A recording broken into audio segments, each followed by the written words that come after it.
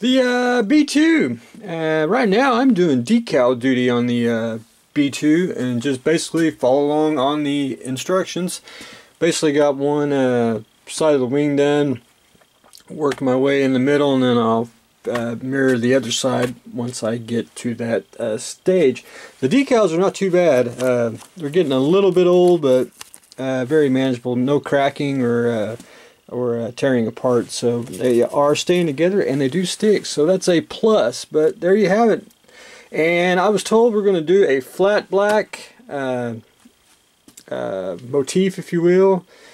Keep it flat black, but I had to get the decals really to stay. I basically took Future and just basically airbrushed an outline of where the decals were going, and let that dry overnight, and then I went in this morning and started putting on the decals, and I'm going to do that to the other side, and then I'll flip it over and do the bottom. But it is taking shape, and the only weathering I'm going to do is I'm going to take a little bit of Liquitex ink, and I'm just going to go in and do a little bit of the panel lines just to break out the monotony just a little bit, and of course it will look my style of painting. You'll be able to know that I did that one. So that's what I got going on the B2. The Jackson, I did get it mounted to the base, however it's just on there temporarily. I haven't got the pedestals for it, so I am waiting for that to come in, and I'll be able to really secure it and mount it. But I did drill the hole in the bottom, got the dowel rod in, and connect to the base. However, it's just sitting on there. I got the little hatches, if you will. I got them all glued on. After I got them off the pour plug, I was getting ready to clean them off, basically holding them with your finger, and I figured I would launched it into the stratosphere.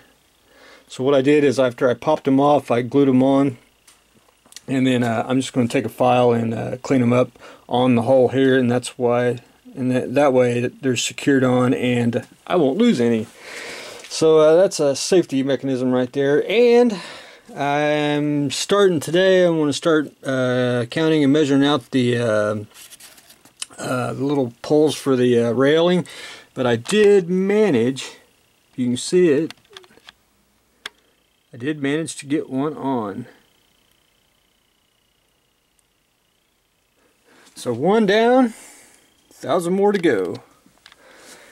But anyway, it is looking pretty darn good. Now, after I really get the pedestal and get it secured to the base, then I can really do a lot of the, basically manhandle it, as in I got to add some detail and everything on the underside, and then I can actually start really putting in the railing all the way across ship. So that's where I am on the Jackson. And for the SF99 line, my hover tank, I didn't get to paint it. I was debating whether what colors I wanted to do, which this is probably going to be my palette, which is whole reds, red browns, and some earth colors. Just try to keep it away from like standard military colors, the greens and the browns and the blacks, and just try to keep it realistic, but yet keep it alien, if you will. And so what I did so far is I just basically shot the whole thing in black, because it'll help with the shadows, it'll help with the definition of the model, and make the colors more vibrant. On the bottom, I had to go back in and I actually filled up some of the spaces with some tulip. Waiting that dry, I'll shoot that with some more black, and then I can start painting on the base coat, which will probably be a whole red, and then start doing some camo on here. Just let my imagination run wild. And for the SF99 line, and I wanted to do a little bust original design that I wanted to do. I basically wanted to combine Destiny, SF3D, and a Jadoon, if you're a Doctor Who fan. I really do like the way their helmets are made, and wanted to make like a post-apocalyptic trooper kind of, in a way.